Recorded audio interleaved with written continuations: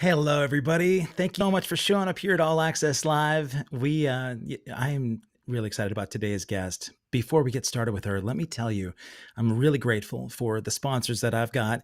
If you see Five Star Guitars right here, if you go to the link below, fivestarguitars.com/all access live, you'll see that they have got a series of information providing discounts for All Access Live guests. So if you go to those pages, there are about 5 or 6 pages of products. You get 15% off everything you see there by using the promo code of All Access 15 below. So go to fivestarguitars.com/all access live. They've got guitars, they've got lessons, they've got repairs. And since they're in Oregon, there's no sales tax. So you're saving a ton of money, and hopefully you can become an 80s icon like my next guest. But before I even thank them, I have to thank my newest sponsor, Rhythm Traders. RhythmTraders.com is 30 years in the making in Portland, Oregon. And like Five Star, no sales tax. So if you go to rhythmtraders.com, let them know that All Access Live sent you. You'll save 10% of everything you see. And with no sales tax, that means that you save a bunch of money and you can pursue your rock stardom. Now, speaking of rock stars, this woman graced many a teenage boy's wall with this iconic pink poster. You know her as Jody Banks from The Fall Guy, and it's really great to see that she's put her voice and her celebrity into great causes. So I'm going to let her talk about all that, and I thank you guys for being here. If you're looking at anything other than YouTube, do me a favor, will you? Go to this link below. Go to youtube.com/all access live with Kevin Rankin. There's a subscribe link there. Hit the subscribe, hit the bell. You'll be notified of all my new guests. I've got Vinny Appice from Black Sabbath coming up on Monday. I've got Chuck Wright from Quiet Riot happening next week as well. Dave Ellefson from Megadeth. So many great guests, but none more iconic than today. So please subscribe on YouTube. And with that, I want to thank my guest, Heather Thomas. Heather, thank you for being here. Wow, Hi, how are you? you are stunning. Look at you. I Rhonda. Is that it? Yeah, I was really enjoying talking to your assistant Dell earlier about my Everybody goal. does. She's amazing, that gal. She's got good energy, and we were talking about positive stuff, right? So today, let's do this. This is kind of the end of Thanksgiving month, right? The November is like the month of giving thanks, and so it's gratitude month. I'm grateful for so much right now. I just came back off the road with my band. I was telling Dell about this, and You have a um, band? yeah, I played drums for the '80s band, A Flock of Seagulls. Do you remember that band? Yeah. Yeah, You so do? Oh I my God. do. Yeah, yeah. I just got back about 12 hours ago. Actually, we've been out for a long time since Labor Day, but yeah, I Oh, and that's the thing I'm most grateful for. I've missed this for the last 18 months. The pandemic, it kicked my butt like everybody else in the world. Um, but you took the pandemic, from what I understand, you took the pandemic to put your voice behind some activism, especially in oh, voting. well, I do that anyway, Yeah. but during the pandemic, I thought it would be easier to just work on a couple of projects online. And we were very successful. Right now, we have don'tgetpurged.org. And one thing that people aren't aware of is they're very intricate, usually racially based purging programs that they put on top of voter rolls in certain states. I'm trying to keep my 501c4 here, so I want to I want to be copacetic. I'm not going to get political Sure. in that way talking about it, but you need to check to make sure you are still on your state voter roll before registration closes. You want to check about every month. Legally, they can only purge you twice in an election cycle, but normally people don't check until registration is closed or until they waited 6 hours in line to get up to the poll and they say your name's not on the book. You know And what? I it's a took, real sneaky thing they do. I The was other going to, yeah. picture of is matching your signature. Whatever the state has as a representation of your signature, usually it's a driver's license, but that's a real sneaky thing that they pull too to get rid of people of color or people or Democrats, etc. You got to make sure that your signature, practice it, is exactly like your driver's license or whatever Well, I they have, because they can use that to nullify your vote too. I was wondering about that. I went to don'tgetpurged.org and I checked my voter status. I made sure that I was registered to vote here in Oregon. Good. And I was really glad to see that you put this together, or that you're working with them. My mom actually does the same thing in Montana. She's in an area that philosophically much different than her perspective, but she goes out in a nonpartisan way with her friends. She and her friends gather every Saturday. They've got a little tent set up where they do voter registration. Nonpartisan, doesn't matter whether you're Republican, Democrat, doesn't matter, Right. just getting your name out there. And I was so proud of her for using her time and her energy in I that way. told her. I Yeah, probably follow her on Twitter or something, because I know of 3 ladies that do that. it's a cool thing. Montana. She's in Whitehall, Montana. I'm from I Bozeman know that. originally. Oh, but you're a fly fisherman, of course. Yeah, Yeah. we're going to talk about all. I I, had a ranch on Lake Hebgen in West oh, Yellowstone. I was part owner of this fly fishing ranch called the Fire Hole, oh and my it was God. a very fancy ranch. They met you at the dock at the end of the day when you came back from fishing with your favorite drink, and there was a French chef that we were all terrified of, and his wife was a pastry chef. It was so good, and you're in the middle of the wilderness, and it's just the best food and the best fishing. You know what, Heather, we're going to cover a bunch of topics then, because Yellowstone is by far my favorite place on the planet. I grew up in Bozeman, Montana, and I worked in Yellowstone for the Conservation Corps. Oh So my gosh. and in I the fact that in the Jackson Hole. I've been there about 30 years. And really, we have a place in Pinedale, we're part of a fly fishing ranch down there. But I've been all over Montana. I love it. I do too. It's a great place to be from. A lot of me feels like every time I go back to visit parents, there's an element that draws me back. When I was in high school, I couldn't wait to get out of the mountains. I grew up in a log cabin in the woods outside of Bozeman, and all I wanted to do was go to Los Angeles and be a rock star, right? That's all I wanted. And as we get Yeah. older, you, you start driving the other way. But how did you get involved in fly fishing? Have you always been into? No, I'd gone fishing a little bit when I was a kid, but it was all, beach fishing and fishing from a boat, and it Uh, was all saltwater. And what happened was I was dating my husband, and I think he would have dumped me if I couldn't fish. My husband is one of the best fly fishermen in the world. really? Okay. For our nation, he's been on the United States fly fishing team, which is really just an old boys club. They pick each other. But he's been on that. It's really cute. They go to these world championships and they all have blazers and little signs they march with. Really? I'm Italy, yeah. And they get beats of a river and they fish all day. You know, a dear friend of mine actually did an interview with you a short time ago.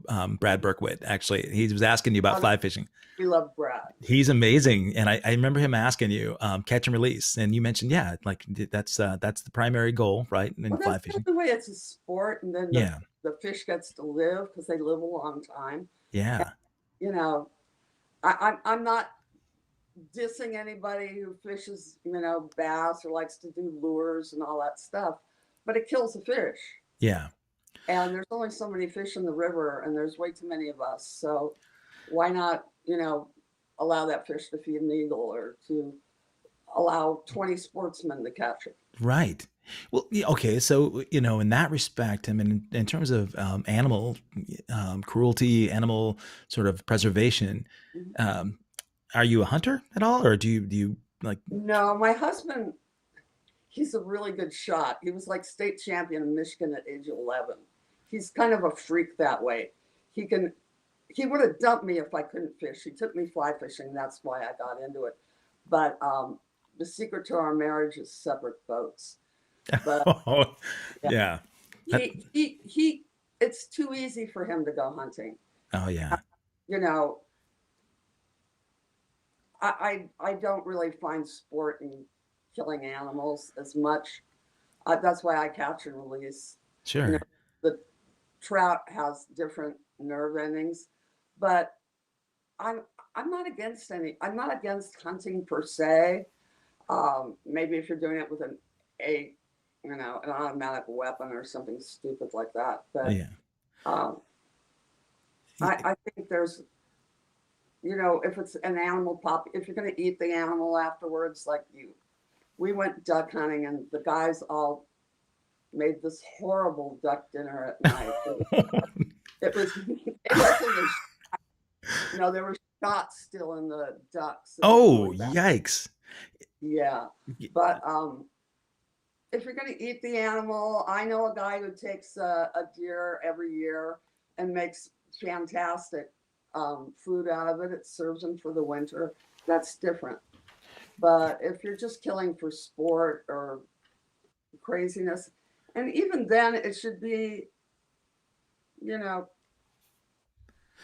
respectful Sure. No, of nature. I don't find the fun in just decimating a bunch of living creatures. you know, I and don't find fun in it. But at the same time, my friend, this guy who works for me, was in the special service Israeli army. He was Netanyahu's bodyguard for a while, wow. and he has these Israeli army issue rifles. And we go to an area where you're allowed to shoot in the wilderness. It's not near any, and we'll put explosives in a watermelon, and it is kind of fun to shoot it. Sure. Yeah, That's fun for me. the watermelon's not suffering. No, the watermelon does not, but it we blows real good. growing up in Montana, right? I think I was the only guy that didn't hunt, but it was primarily just I was an angry kid, man. Me and guns was not a good idea, right? But That was I why to them. yeah, yeah. Uh when you did you so going back to those days, and I really try not to make conversations like this real interview style. Everybody feels like they know you from the 80s TV shows, right? Or your poster, of course. You know, in the promotion, I put the poster out there, and of course, everybody. I could have taken a poll to see how many people had the poster on their wall. It intimidated the hell out of my girlfriend because she'd come over and there you were, you and Farah, right there on my wall. But Well, thank when you for helping buy a house. yeah, well, I mean, that's just like the band royalties, right? So our singer has done very well, right? His royalties by video games and movies really end up paying for his cars and his homes. Are you still getting any kind of royalties? I'm sure you get residuals off the TV shows. It's still spinning, right? Well, yeah, I get some. As far as the poster is concerned, there were so many bootlegs of it, and to try and track them all down would be like playing whack-a-mole. So Sure. I just kind of let it go free into the universe. I I, don't really track down people that are selling it because right now there's tons of illegal sales of oh it. yeah. It's But it's like Napster and music, right? It all happened that yeah, same way. But I uh it's I would free.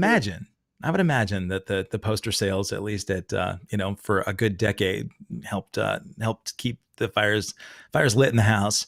But you know, it's an interesting thing for me. And most of the time when I'm out touring with a flock of seagulls, people go back to that generation. You know, when we were in the 80s, things were so much simpler, right? I mean, we didn't have as many concerns about politics or taxes or whatever going on in the world. And I We know that, didn't care if we got a lot of likes on the stupid picture we posted. sure, right. Yeah. I mean, Lunch. I didn't get any likes on it. the likes that you were getting were the number of posters on people's walls, right? So, but the but what I was getting to is when we do these shows, people can put away all of the troubles that they have in their life for a couple of hours. They can get escape and they can go back out and see these songs from bands that they roller skated to, right? When they were teenagers.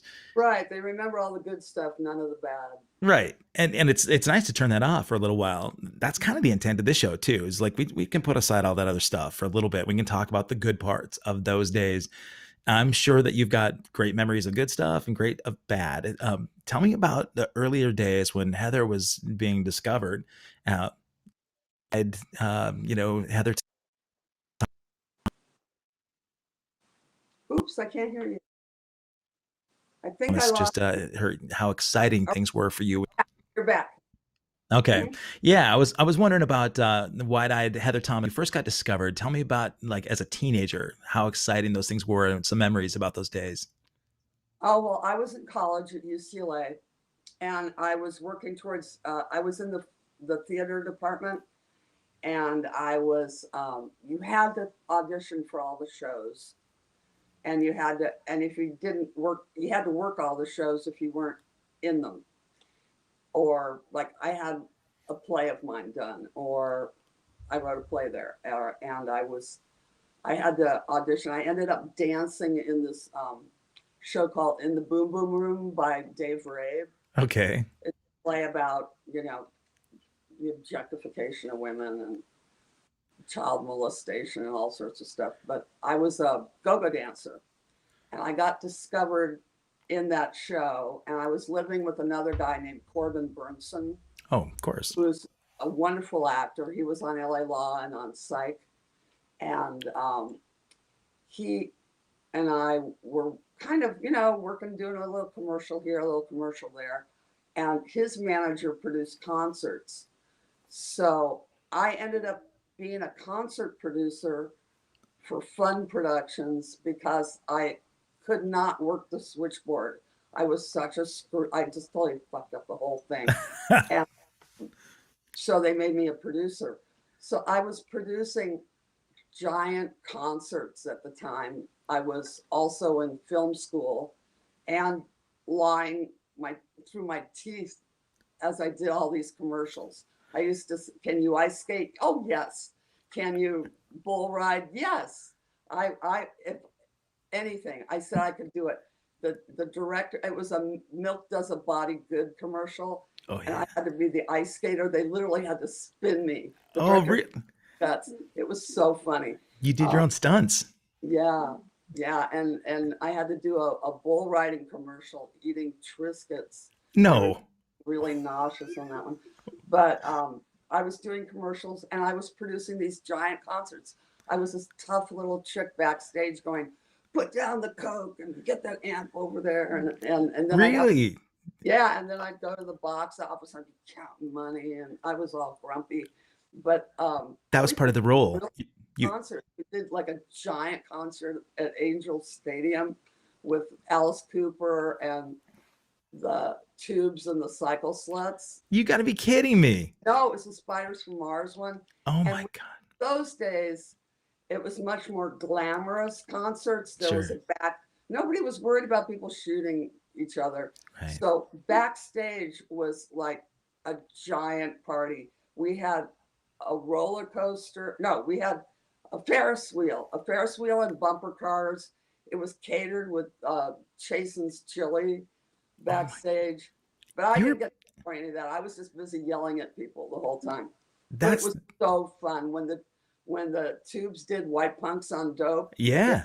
Dancing Quaaludes came out, and they had Huntington High, the drill team. All Really? With the girls tubes? in cowboy boots were all Oh my. pointing at kids, going White Punks on Dope. It was Oh so, my. I love that you remember that. We tour with the tubes a lot. We play with them all the time. oh And God, they're still playing. they still are, man. In fact, I just had Prairie Prince, drummer from the Tubes, who created that whole choreography that you're talking about. He came up with that. He was just on my show.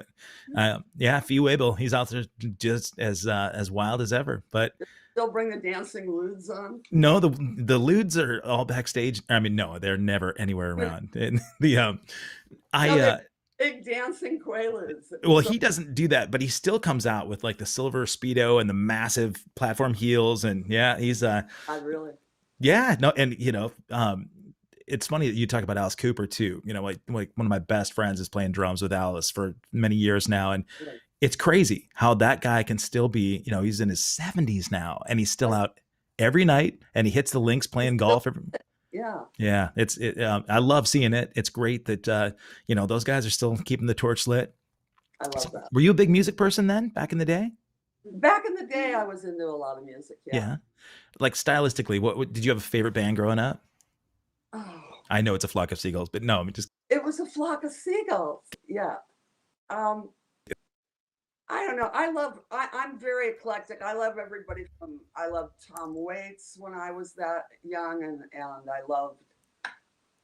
I've always loved Led Zeppelin. That Oh was my yeah. first concert, Right and on. I love them. I loved Humble Pie, all that stuff back in The the 70s. In the that's 80s, I didn't get to be involved with as much music because then I was just myopically working on a series, and anybody I met on shows that I was doing at the time, whether it was the series or something else, that's basically where my interest lay. Like on Fall Guy, we did a lot of country. So, right. I met a lot of country people. I would do Farm Aid with Willie Nelson. And Right on. That's cool. That I'm crossing over. I'm very ADD, as I told D, your assistant, but oh, so um that's good. We're perfect. good, right on. Oh, she mentioned a squirrel that was just outside your window a moment ago. You were talking about the objectification of women in that play that you were in, right?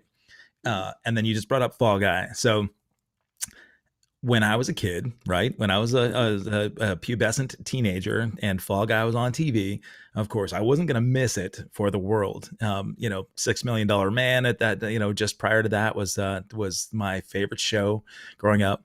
When I go back and watch clips of Fall Guy now, um, Pretty TNA, huh? I really can't believe how much they just drove you out there, and of course, I mean, 5 degrees out, it'd be oh 40 my cold and Indian dunes. They go, your next shot, I just walked in a bikini for no reason. They just yeah, tell me. all the time. That was like that was your go-to, right? It had nothing to do at all with the scene. Oh, there's Heather in a bikini again, or Jody Banks, and then the leering, right? They'd show everybody on camera just leering at you, and I think while there's tons of the media that objectify women, I could not believe as okay. So at That that point, was de rigueur in those days. And that was, if you wanted to work, yeah, you know, it would be nice to say, oh, hold out for, roles that make you respected. There weren't a lot of those. right, yeah, I wanted to get enough money that I could be independent and whatever it took. And really, okay, it was it was basically doing commerce, yeah, as right. far as books and figure wise. It just it helped me a lot because now I'm pretty fit. So Incredibly, I do yeah, exercise habits, but yeah, it was flat objectification. So afterwards, I did a lot of theater, and things to reinforce um, where I could play more as an actress anyway. yeah. But that's why I had a lot of stalkers, and so I switched it. I sort of transitioned into writing because of that. I have two little girls all of a sudden, and it was just a good idea. And then I ended up with a third little girl, and it was made more sense to me. None of my kids got messed up on drugs. Sure. Yeah. Ugh, That's makes man, me happy. And I've got all boys. So it's the other way around. So one of the things that their mother and I talked a lot about was objectification of women in the media and how important it is to be respectful.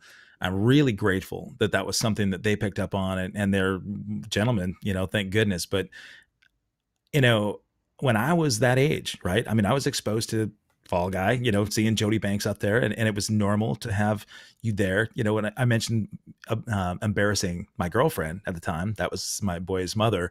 She'd come over at 12 and 13, and I've got your poster there and centerfolds and everything else on my wall. Ridiculous for that age, right? But I look back on it now, and actually, it's quite normal for that age. well, yeah, I think those posters were fine. The centerfolds maybe not so. It may have been a little early for that, but I I think at this point now I'm grateful for recognition. That the objectification kind of needs to be reined in, at least.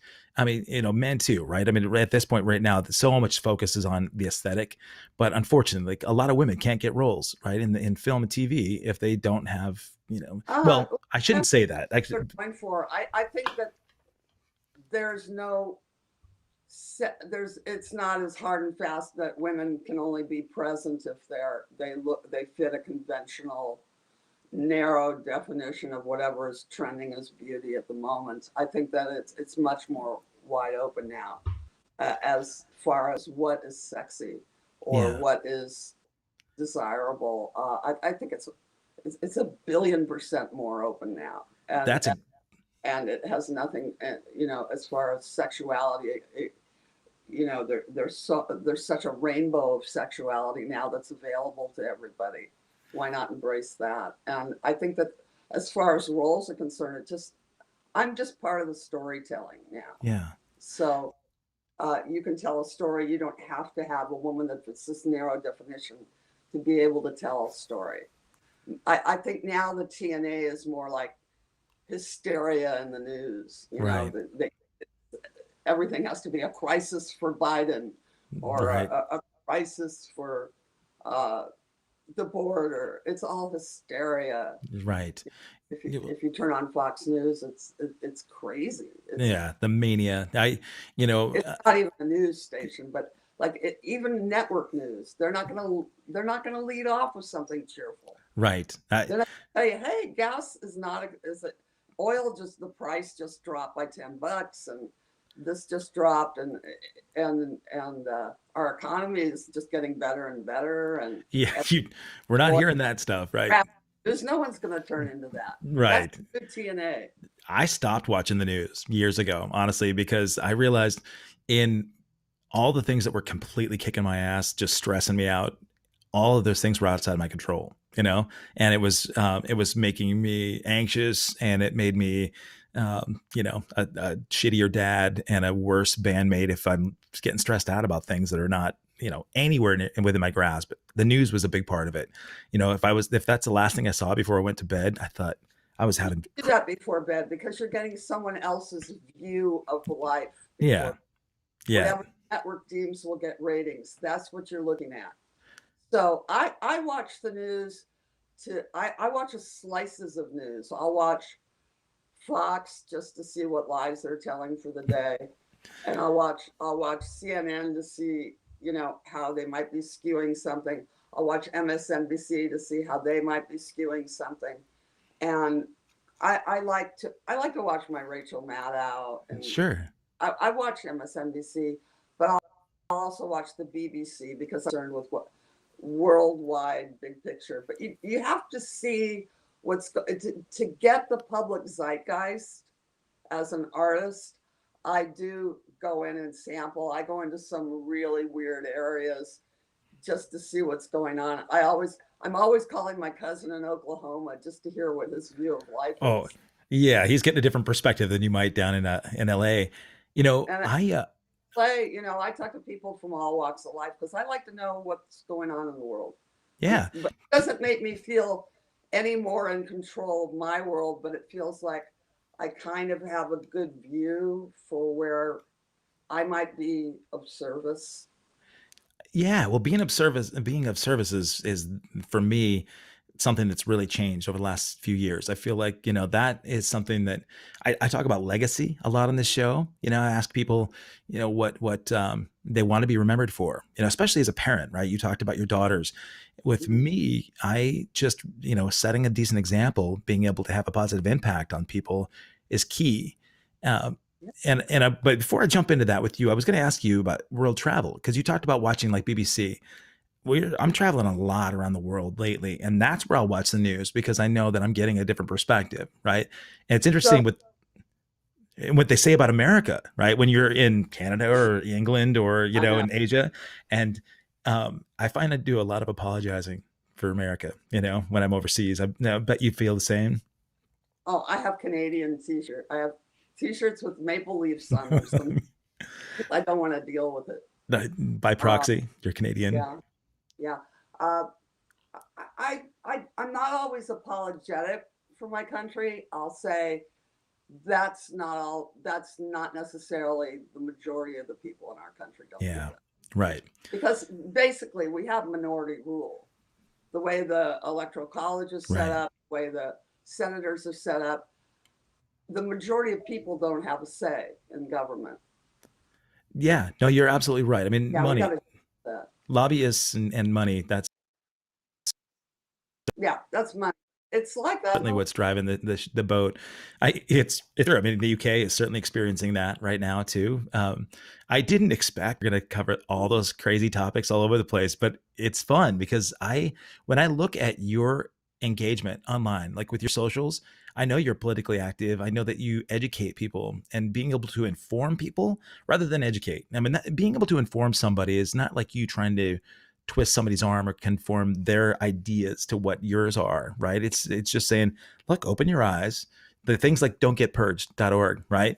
If you can tell people, look, there are issues going on right now in the voting process where people are being removed without their knowledge, right? So how does that kind of happen? I mean, because there's not a lot of detail on that site, but tell me about how these people are actually getting yanked from the ability to make voting decisions. Oh, well, okay. So Republicans have kind of given up on policy or even being able to identify what their party is for. They like to identify what they hate a lot, but I don't understand what they claim to be doing for people. What they And hate. I think. so I don't think I think they've given up on getting the most votes. Yeah. I think what they've invested heavily in is subverting the actual vote, where they're replacing the power of the Secretary of State and giving it to the state legislature, where there's a bunch of people who freakishly want to give up on democracy and just get their own way so they can get powerful and be able to, keep their job, which is supposed to be it's all corrupt. And they're doing that by any means they can. They're basically rewriting. They've gerrymandered all the districts so that no matter what, Republicans will win the state legislature. Then they say the state legislature decides what the vote is. Well, that's not democracy. Right. And they're taking the power away from local, honest people, whether they're Republican or Democrat. They're taking away their power to be in control of the elections locally. So I want voters to be informed of what's going on out there. So the two things you need to do: match your damn signature and check to make sure you're still on the state voter roll. They can only legally purge your name once in an election cycle. So if you see you've been purged, you simply re-register. It takes 2 seconds. Well, why would people be purged in the first place? I mean, what would cause somebody to get their They name? want to get rid of voters. They had one called, I forgot the name of it, but they got rid of all the black sounding names on the voter rolls and all the Hispanic sounding names and all the Asian sounding names on the voter rolls, because they thought that those would be more likely to vote for a Democrat. Unbelievable. Yeah. Yeah, and they literally were using that. Then they had another one. It was they would claim, well, there's another person with your same name in that other state, so they must. And the match was so weak. It would be like, yeah, the same last name and not the same first name, or they'd match you by saying you have the same initials. It was just a program in order to remove Democrats off the voter rolls. Claiming there were duplicates. I got you. They go for the college areas. Now they're doing it demographically. Right. They got all that Cambridge Analytica data that the Mercer family stole from Facebook and gave to Trump and the Russians. And now the Mercers, gave it to the Republican Party. So that's how they would heavily identify a black neighborhood with negative messages about the Democratic candidate in hopes of suppressing the black vote. Or they do heavily, even guys that work for me, they heavily bombard the Latino area. Yeah. Anybody Latino gets these really negative messages about any kind of a candidate that could actually help them. And instead there's, they're pushing machoism. Media manipulation is so scary, isn't it? A 3-year-old's interpretation of machoism. All the tough guys I know are nothing like these Republican politicians Right. or the Oh, Proud Boys, those LARPer guys that claim to be militias. The well-run militia is the National Guard. right. Always has been. Every state gets their own National Guard, and that's a well-run militia. It's not citizens that get to LARP and shoot Right. up or try and intimidate people from being normal. Right. Yeah.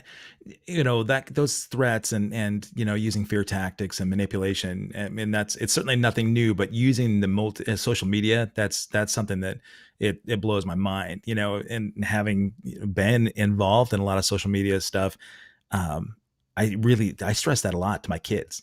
Beware and be aware of what you're forwarding, what you're commenting on, what you're reacting to, because chances are, I mean, the whole reason It's that they're looking for a reaction. forever. Yeah. Well, not just posting, but right, like somebody might post, or these structures might throw out an inflammatory post to see what kind of engagement they get. Right? They'll say, "Oh, look, we lit a fire into that demographic," Right. And and they'll start grooming the person.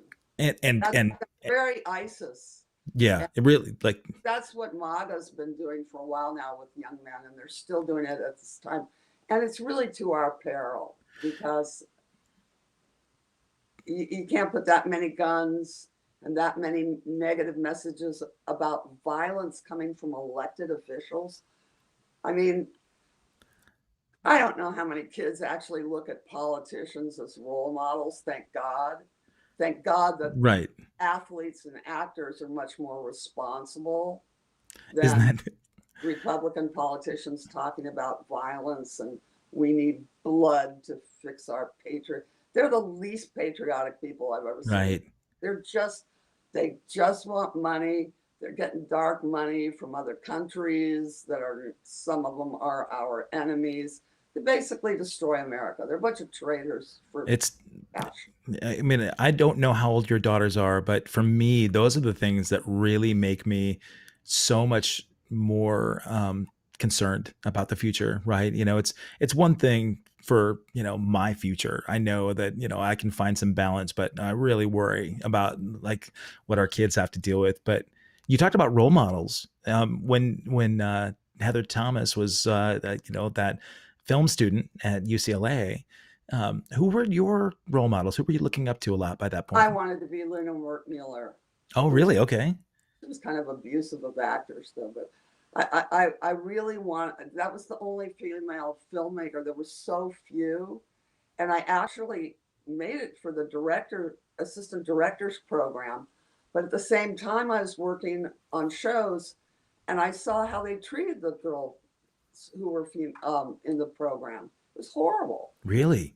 Yeah, if Just you did your job, you were a bitch. And if you didn't do your job, you were a dingbat.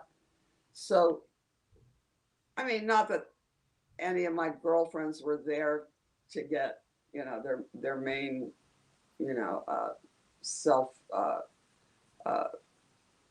justifiable, identity was not necessarily from the crew, but sure. they were abused. And remember, this is before stalking laws. This is Right. before uh, any Me Too. I mean, they everybody got slapped on the ass. Right. Let's just put it that way. And I, I saw how they were acting, and I always used to gravitate to power. And I went, boing, I know where the power is. And I went that way. you know, you just made me think about like the AD job, or the program that you were in. It makes me think about the Alec Baldwin movie, right? I mean, just the set and this horrible accident, right, with the gun that went off and killed someone on set. Not It, having been on a film set before, I mean, you're certainly experienced in that realm. Did you ever seen opportunities like that? Like, I mean, The Fall Guy, they had weapons on that show all the time, right? Could that have happened? oh, Just I made a ton of movies and movies of the week and all these different things. I've shot so many guns, it's not funny. And really, I never heard of anything like that. I think I'm not going to speculate what went wrong, yeah, but I know that the people were not union. I know that can happen when you don't Yeah. have a union, but you need. I'm not going to try and scapegoat that girl. I cannot say what happened because I wasn't there, Yeah. and it hasn't come out yet. But Yeah. And I uh, wasn't digging for that dirty either. It's so tragic, right? yeah, And I made one of the dumbest war movies ever. It was a movie that we called The Dirty Dozen Part 4 with like Telly Savalas and John Matuzak and Boom Boom Mancini and Ernie Hudson and Ernest Borgnine, and I could go on and really? on. All these guys, me and all these guys. Yeah. We were in the middle of rural Yugoslavia at the time, which is now either Croatia or Serbia. I think it's Croatia. Yeah. Um, and we had a crew. There were there was one guy per gun. I'm not kidding. One guy per gun. Wow. And I would have an empty gun I would work with in the rehearsal. I hand it back to him. He'd tell me it's loaded. We'd look at all, we'd look at it. I'd look at the clip. We'd put it in. We were shooting like automatic weapons. We were shooting, not just rifles. And the second we finished the scene, they'd take it out of my hands. Okay. And a prop master never walks away from it. Evidently, he went to a table where something was lying, the first, and got the gun. That's not how you do it. Okay. Always Yeah. a prop master, or if there's an armorer, they don't let people have the gun. And if they're rehearsing, an actor, I don't, it's hard for me to blame Alec. An actor is never handed Oh, sure. a weapon. Right. Yeah. I mean, like It's meant not to be loaded. can you So can you imagine that no, like I can his imagine. mindset? I don't know what happened on the set, but I feel bad for everybody because Me too. it's the I biggest tragedy are the people that got shot. of course. Of course. He's And a fighting director. like it was such an interesting sort of turn of events. I mean, it was, it's tragic. And again, like I said, I don't watch the It news, never but happens. Think of all oh yeah, millions the of movies. I, scenes. it, It doesn't happen like that. which is Ever. amazing, right? I mean, because you think about how many movies are made, how many, like on-set rivalries like, but, Well, I was friends with John Eric Hexum, and I was actually very good friends with him, and we were going to really, go out and see a friend of ours sing that night. oh I my walk God, over to the set, and everybody was screaming. That's about that time, and I think was it Jason Lee? Who was Bruce Lee's son? um, uh, Brandon. Brandon Lee Yeah, he had a problem on The Crow on The that Crow, yeah, that took his life, but they're so far few and far between. yeah. I, I would thinking about the movies and the TV shows that you've worked on. Um, let's go to the lighter side of things. Tell me Yeah, about some of the funniest stuff that happened. And when I look at all the crazy things that, when I look through old Fall Guy episodes, you were rollerblading, you were having a roller derby. And was that you actually roller that skating was that? That I was you saying very yes? States. I lived in the Marina Peninsula when I went to college. We lived way beyond our means. And then we found out, like, after we moved out, that our roommate was a Coke dealer. Oh, God, he's paying like 3/4 of the rent. He's such a nice guy. But anyway, um, he was like a Coke dealer. And so we went everywhere on roller skates. really?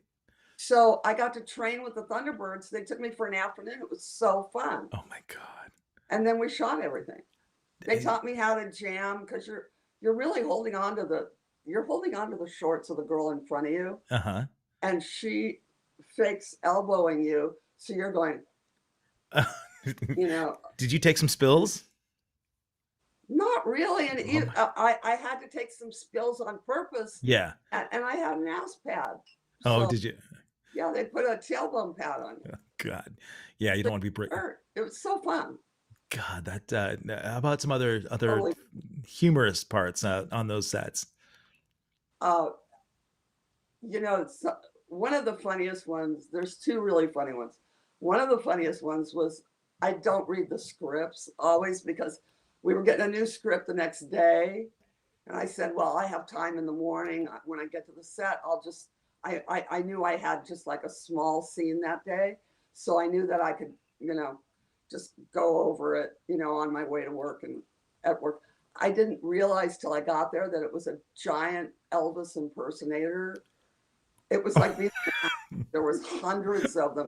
There were tall Elvises, short Elvises, old Elvises, young Elvises. There was fat Elvis. There Oh was my God. black leather jacket. A million Elvises. And then the best was Doug and I were watching them eat at lunch. And when we go, I saw Elvis eat like this, and he eats like this, and he uses like that. And they were all talking in the Elvis voices. They're method actors. Like Elvis, even when they were off camera, they were all doing that because they were all in competition with each other, and they were all like looking at each other and trying to figure out how to better Elvis. And that was one of the funniest episodes. There were so many funny episodes. Yeah. We used to do things like Lee was big on practical jokes. Yeah. So like if you're going, oh, I need water, then there was always going to be a bucket of water that would pour on you. Oh no. Lots of funny jokes like that. Lots of banana peel jokes. Oh, my dog is here. Hi.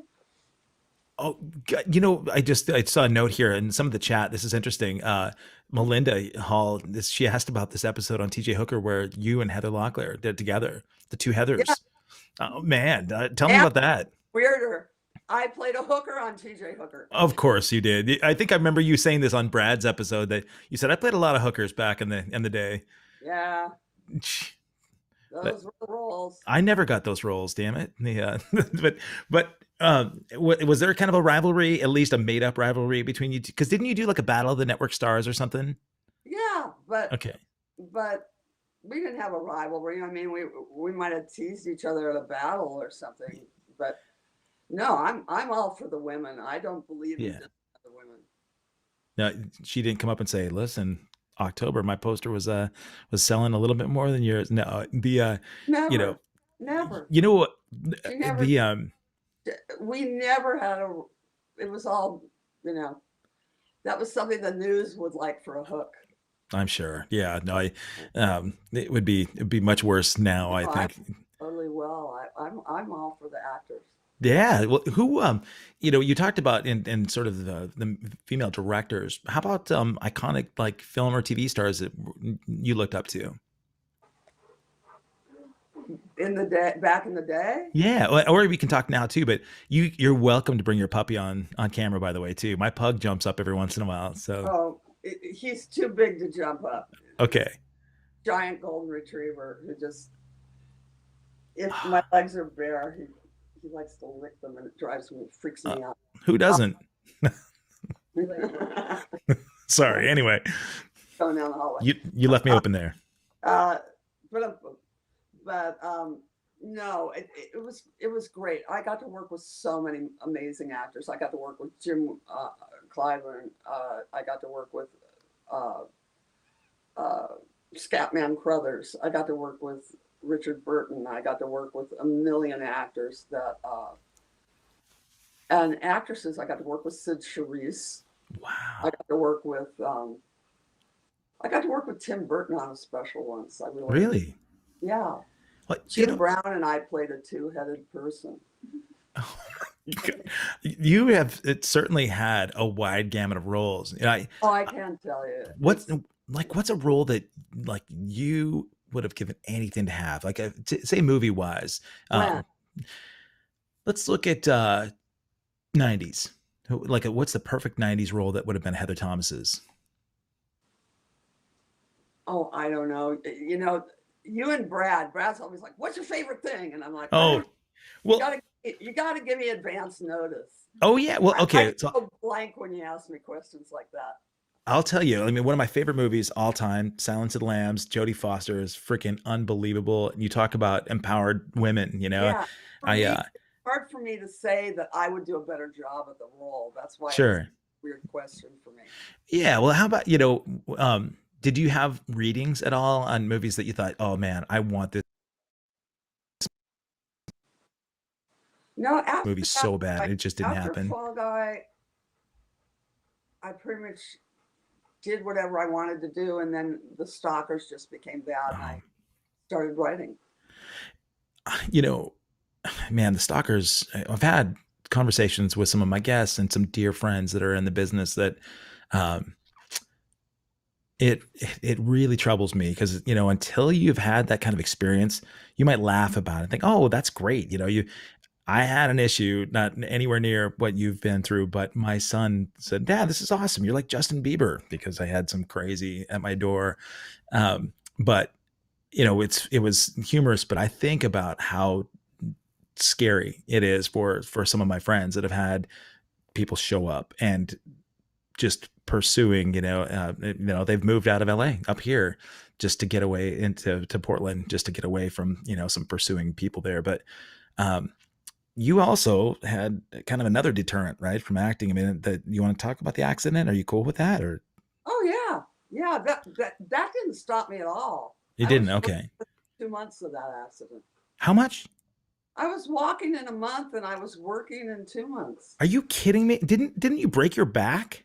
No, Okay, all right. So for some reason, I mean, that shows you how no, I bad broke my memory is. my knee. Okay.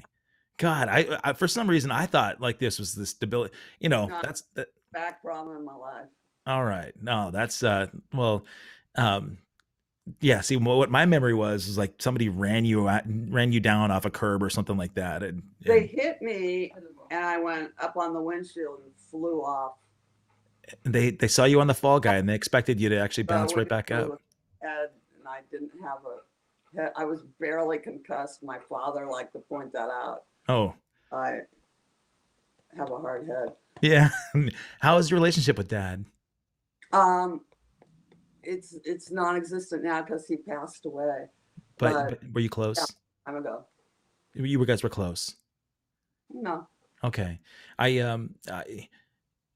it's interesting to me, and I'm not I mean digging into any of that. we weren't always close. No. Friends of mine in the music business, and I guess in film and TV too, I found that the gals in those industries tend to drive that much harder because of a disconnect with a parent. They're like, and I don't know if that correlation is statistically accurate, but I do know that um, my relationship with my folks was great, so it didn't drive me to want to be better, but I was certainly wanting to be making them proud, right? That was something that really drove me at an early day.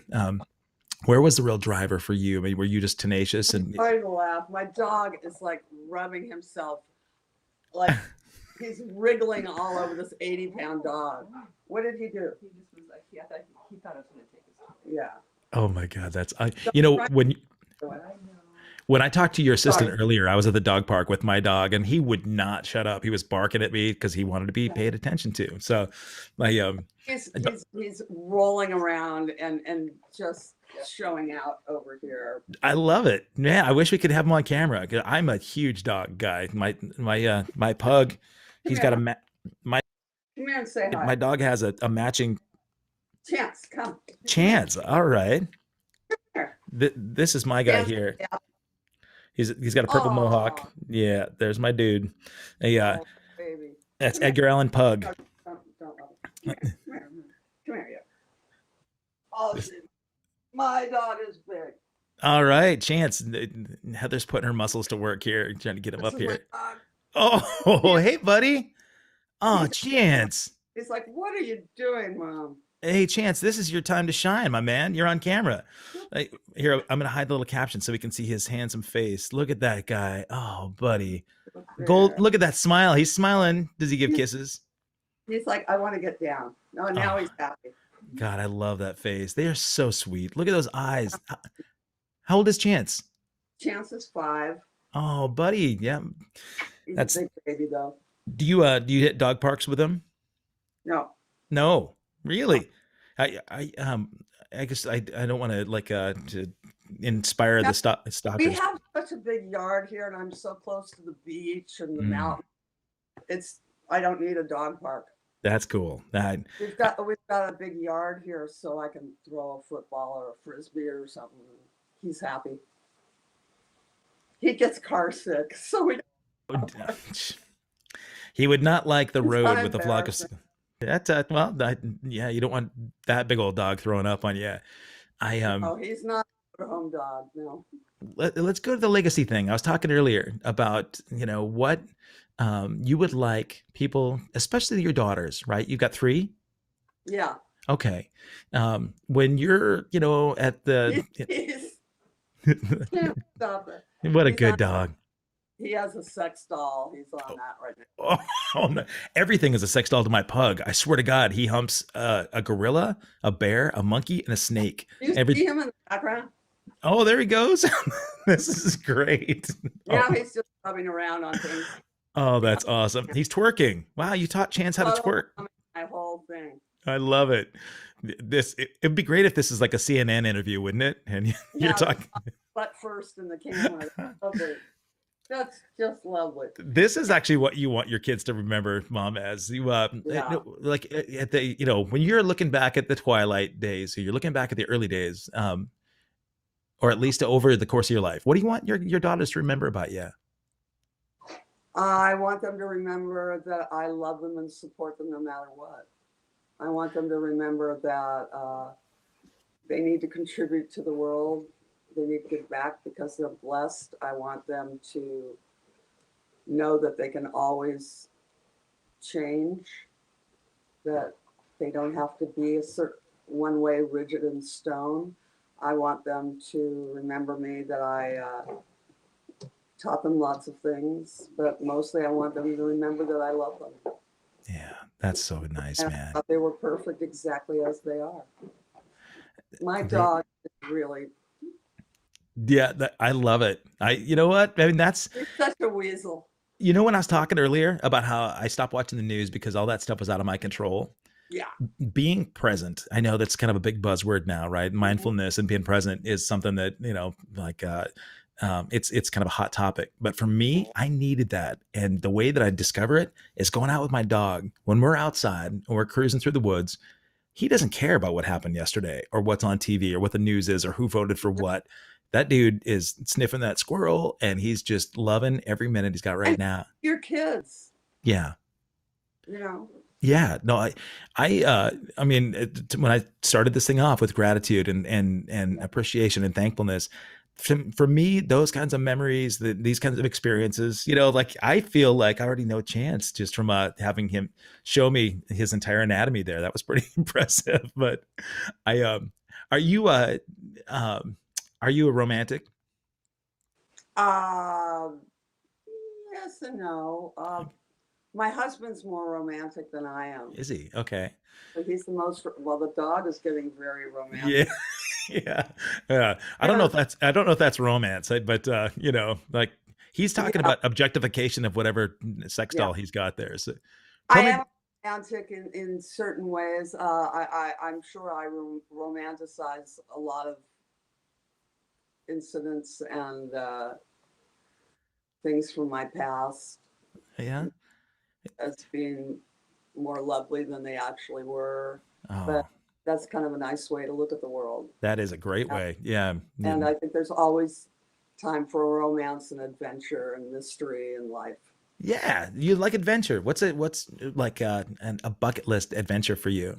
I still have not gone. I've only been to Japan. I've been to Sri Lanka and India, but I haven't been in between. I would love to explore more of Asia. Okay. I would love to explore more of Northern Europe. Although I really like the Riviera, I could be there forever. The Italian, French, and Spanish. But I would like to explore more of Northern Europe. I haven't been to Norway or Denmark or Sweden. I haven't been to Russia. I haven't been. There's a lot of places I haven't been. I've been to Africa. I would love to go back to Africa. Really? But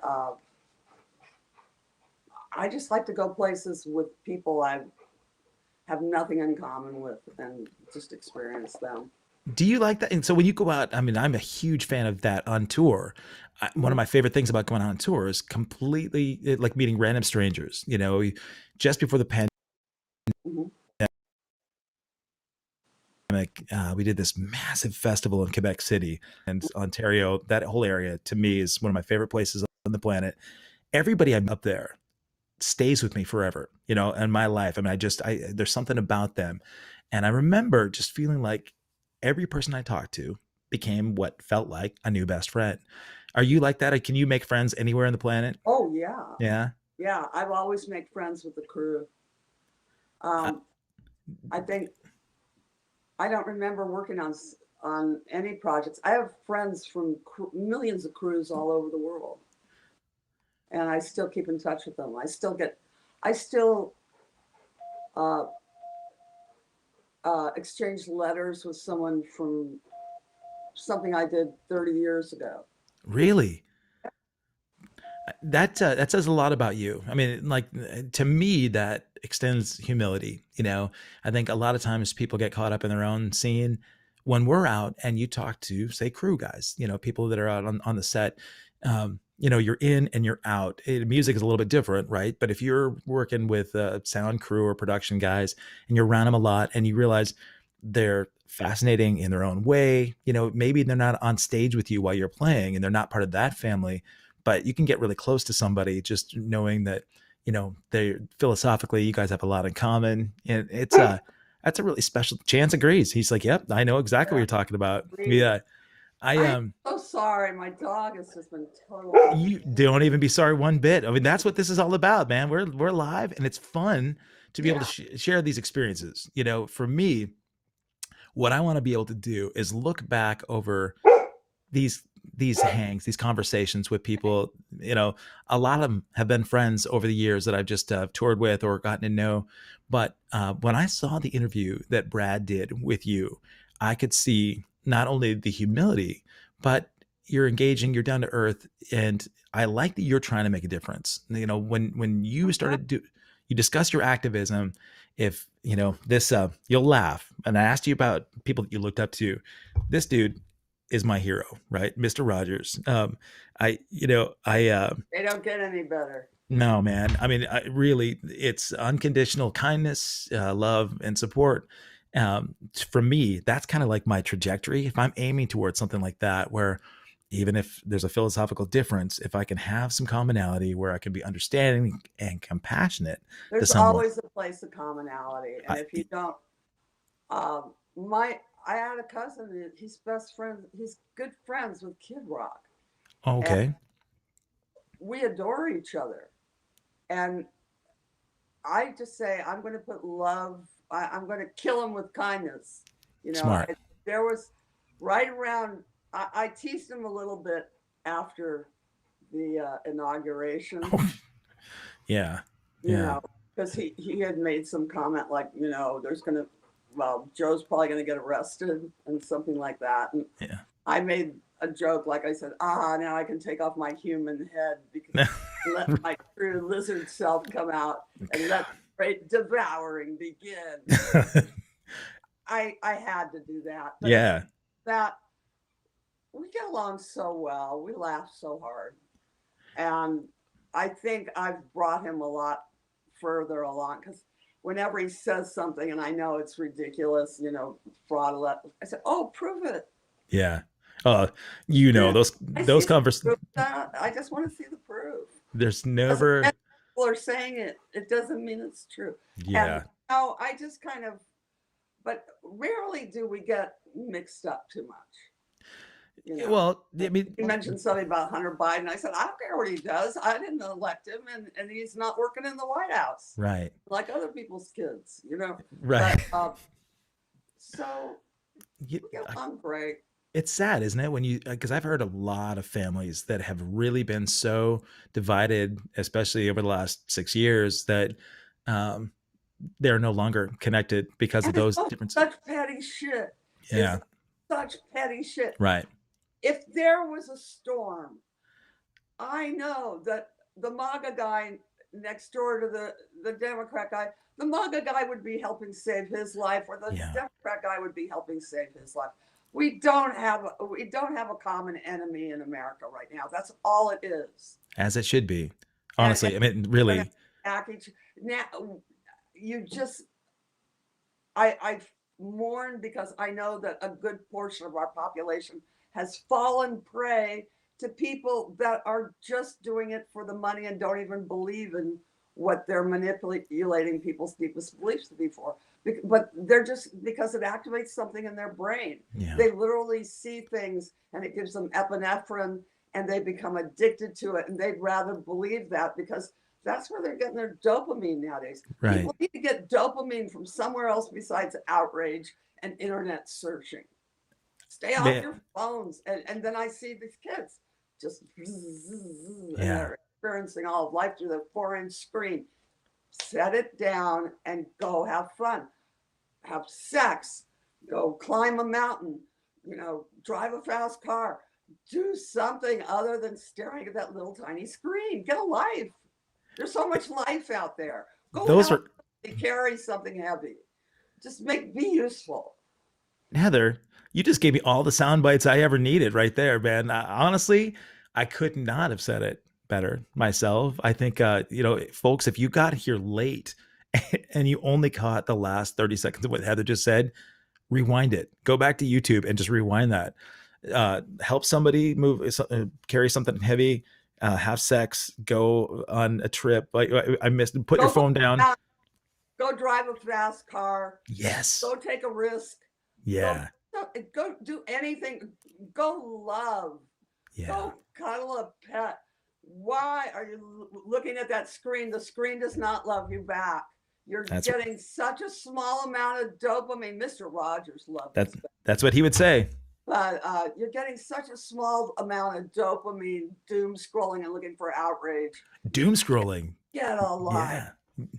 Go listen to some awesome music by Flock of Seagulls. Why don't you? There you go. I see that somebody in the chat said, "Oh my gosh, Heather Thomas just told me to go have sex," and that's right, folks. If that's what it takes to get this done, people aren't having enough sex in America. What is wrong? I agree. With you? Get off your screen.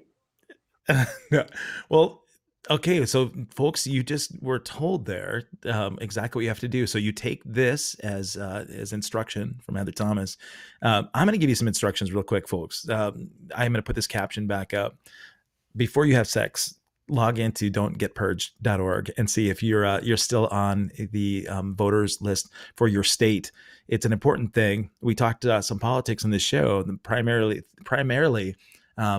there are a lot of people out there that are going to bitch about how things are, but you're not going to be able to make a change unless you put your voice behind it. Let's make sure that we're good humans and try and help for the betterment of our communities and not instill hate. I love that. I can't even tell you how much I appreciated Chance being part of this conversation. He's even framed. Much fun. I'm sorry about my dog. He's still in the picture. No, I know he's framed perfectly in there. This was actually set up. I talked to Dell about it because when the monetization happens in YouTube, we need to give Chance a small portion of that. So what would Chance donate his money to? What causes? The ASPCA or? Yeah, I have a big one, which is relist wolves. In Montana, there's that wolf hunt. Right. Idaho and Wisconsin. That's just to try and take their habitat for more drilling. That's all that's ever been about. And they're these gentleman ranchers, because all the real ranchers that I know, they know how to move a wolf off their property. They know stand and the wolf leaves. They don't need to murder all of them. And they're shooting Yellowstone wolves now. Yeah. It's amazing. Murdering Yellowstone wolves. They want to eradicate the wolves so they can take his habitat. They used to bomb grizzly biologists because they wanted that for coal bed methane drilling. That we need to relist wolves. So Relist Wolves, the organization, actually keeps them back on the protected list. There's a wolf conservation center in New York. There's there's so many different organizations that are working hard on this. I love that, man. Wonderful coalition of First Nations people. They're at the forefront of this. Jason Momoa is on board with. Really? Okay. Yeah.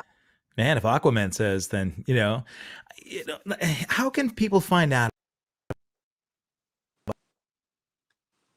Who about some gives of a the causes you support? okay? Do you keep up your social media quite a bit so people can find out what causes you support? Yeah, Okay. How do they find you? they can find me on Twitter. I Okay. Facebook. Facebook just got too weird. You're Heather Thomas AF on Twitter, right? Yeah. I love that as fuck. Man, I love how you back everything that you believe and do it with conviction and education. You know, there's information there. It's not just opinion. So and don'tgetpurged.org is a great one to push. So I really appreciate what you've done there. And for you guys that have been chatting, I didn't respond a lot to your questions here. I noticed that there are a lot of people on Facebook too that didn't show up in our chat that are um, that are out here making some comments about influencing the influence that you had on them.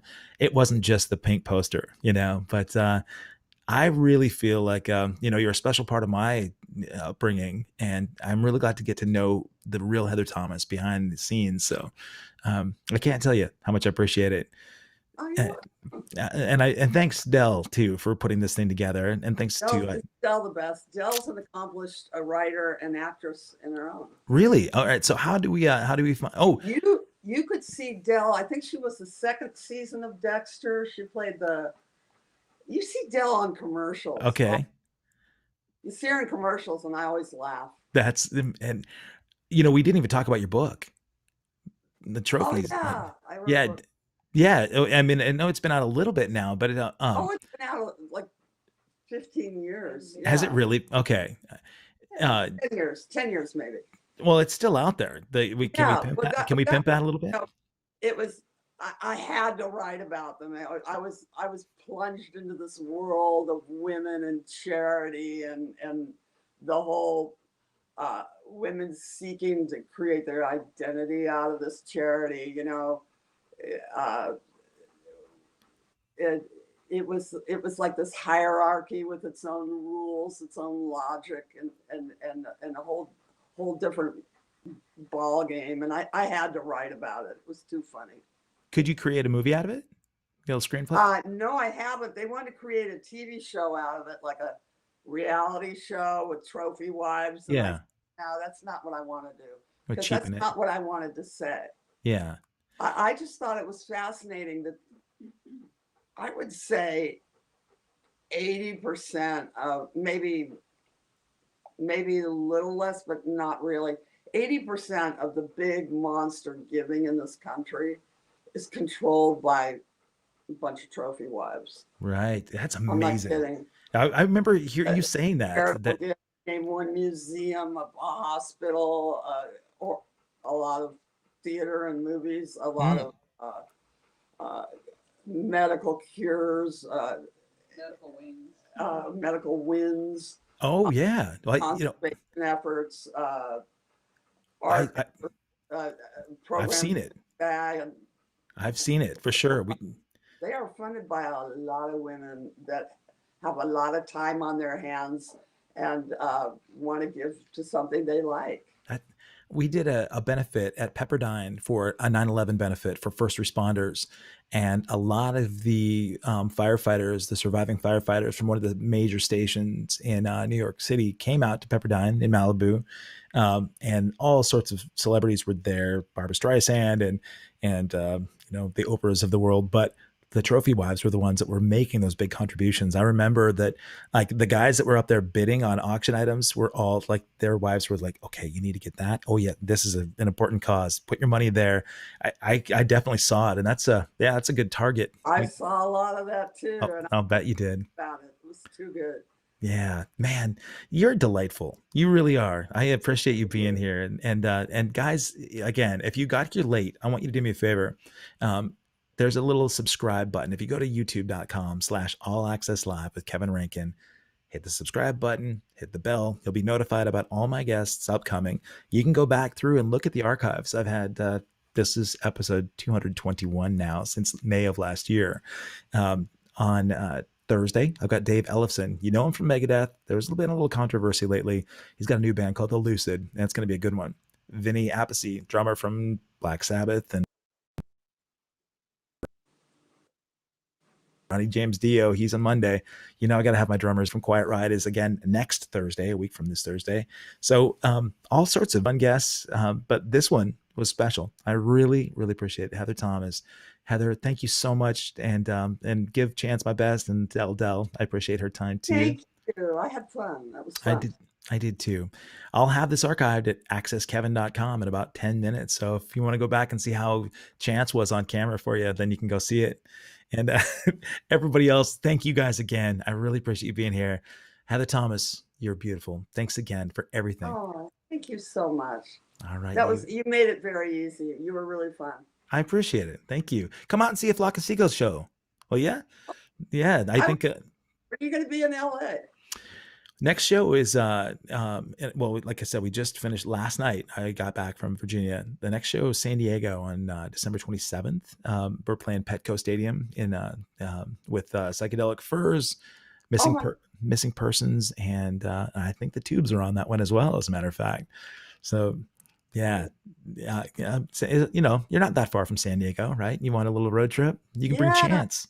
Bring Chance and have him get. To Dell, and she'll let me know. Yeah, I totally will. Go down. No, Chance will stay here. Yeah. He's not fun in the car. We don't want him getting sick in the car by any means. No. Oh, man. He'll stay here, photobomb everybody. I love it. I want to meet Chance someday. I'll bring Edgar Allan Pug down to meet him, okay? I love Edgar Allan Poe. He's a good one. He is, as are you guys. So thank you, Heather, so much. And you guys have a fantastic week. Thanks for sharing Gratitude Month with me.